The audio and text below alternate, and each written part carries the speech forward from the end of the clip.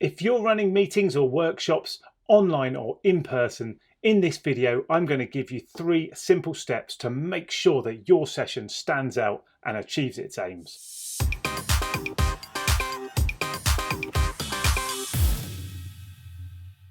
The first facilitator essential is all about your preparation. So prepare with as much simplicity as you can, starting out by understanding what is the aim or objective of your session. Are you trying to strategize? Are you trying to review? Are you trying to plan? Are you trying to problem solve? Are you trying to prioritize? Think about what you're trying to do. Number 2, think about how many people you've got and how you're going to lay out that room. When you're then building your agenda, I think in 40-minute chunks. You can go less than that, but 40 minutes is about the max you want to be using for each session. It really helps to keep the whole session in a bite-sized format, and it helps show your participants you're making progress through the day. So 40-minute chunks as you're designing your agenda is a fantastic rule of thumb. Facilitator essentials number 2 is to have 9 session techniques or methodologies that you're confident to use and that work online or in person. You ideally want to be really well practiced at these, but the best way to do that is to get started with a group. For example, if you are running a prioritization session, then here is a fantastic, really simple technique, which is using a 2x2 matrix. So in the example, you can see we are looking at prioritizing strategies or ideas that are going to help us in this particular project. And we're using 2 very simple indices. One is the business impact, so how great an impact is this thing going to have, this idea, and the other one we're using is how easy is it going to be to implement, so the simplicity to implement. And what you're looking to do is to ask your participants for each idea that you've generated. You could have used a brainstorm, you could have had people come with ideas in advance, or have a discussion just to pull out the top ideas, and then ask the participants to place them on this matrix. The important thing here is to make sure that you are capturing some notes to understand why people are placing the ideas where they are on the matrix. It's quite easy to forget after the session why something's where it is. So make sure you capture 1 or 2 or 3 points to justify why each of these ideas is in the place it is, and you've got a fantastic session here. Works brilliantly in about 40 minutes to get you to a set of priorities to take forward. So that's one example. It's in our download, which you can have for free by downloading it via the link in our description below this video.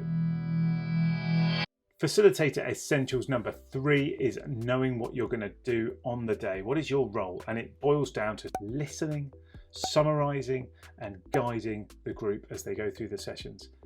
You've planned well already, so you've got sessions you know are going to work and are kind of going to run themselves.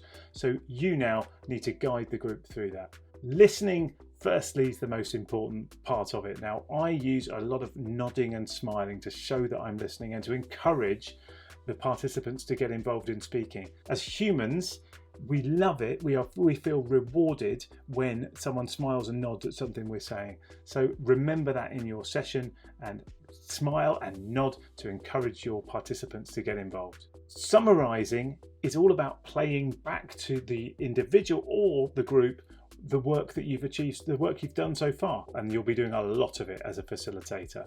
So really simply, this is about playing back to people what they just said. So particularly if someone has spent 2 or 3 or 5 minutes explaining a point, your job as a facilitator is to play that back in the shortest possible way you can to them. And there's a couple of tricks to doing that. Firstly is I quite often will use the flip chart here with my pen, and I want to summarize on the flip chart in a few words that point that they just made. Here is the trick. If you're finding it difficult because it went on too long, ask them to give you a summary. Just go back to them and say, how would you summarize that for the flip chart? I use this a lot, and I particularly use it when I haven't been paying attention. As you know, as a facilitator, you'll be thinking about all kinds of things. You're thinking about the time, you're thinking about who else wants to come in, you're thinking about whether we're making progress. So quite often you might miss what's actually said. So summarizing is really key. It's another important skill. Simply when the group seem to have run out of stuff to say, then often I will just summarize what I've heard, and that normally means looking at the flip chart and seeing some bullet points on the flip chart, and that nearly always generates a few more questions or comments. And if it doesn't and it naturally closes that session, then fantastic. You can kind of put a line under that and know that you've covered the ground. Guiding the group. Now, probably the most important role of the facilitator is to make sure everybody knows where we are and what we're talking about. How many times have you been in a meeting or a workshop when a point is made and you're thinking to yourself, is that about something we were talking about a little while ago? This can ruin meetings because it creates ambiguity and confusion, and you can leave a meeting more confused than when you went in about what it is you're supposed to be doing. So your job as the facilitator is to keep everybody on the same page and make sure people know that you're talking about the same point. The easiest way to do that is via the flip chart. So what I suggest you do is, if you're having any kind of conversation where you're getting some feedback, write up on the flip chart the very first thing that's said. What you're doing then is signaling to the group that that's how you're intending to work. It makes clear that you've heard that point and you've started your session off, which will help you feel a bit more relaxed. Then, as people make various points throughout the session, just keep adding them onto the flip chart. What you'll be clear about when you're talking to the group is which bullet point are we talking about. People can point or signify if they want to go back and talk about something from 2 points ago, but otherwise you can keep gathering those points on the flip chart. This works brilliantly as well because at the end of the session you can either summarize what's been said or use the power of the group and send it back to them and ask one of them to summarize and tell you what the pertinent points that you want to take out of this are. So the flip chart is your friend, as is an online whiteboard. So they work totally interchangeably. If you're using Miro or Mural or the Google whiteboard, then you can absolutely do the same thing with that. So that's it. 3 facilitator essentials for any great session. Firstly, make sure you prepare with simplicity in mind. Secondly, have 9 techniques that work for any occasion. And thirdly, know your role as a facilitator, which is all about listening, summarizing and guiding your group. Please give this video a like and subscribe to our channel for more of this kind of content.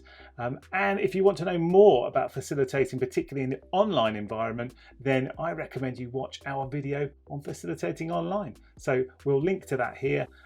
Good luck in your session. And by the way, if you want any help at all designing an agenda or thinking about your session, put something in the comments or get in touch via our email and we'd be delighted to help.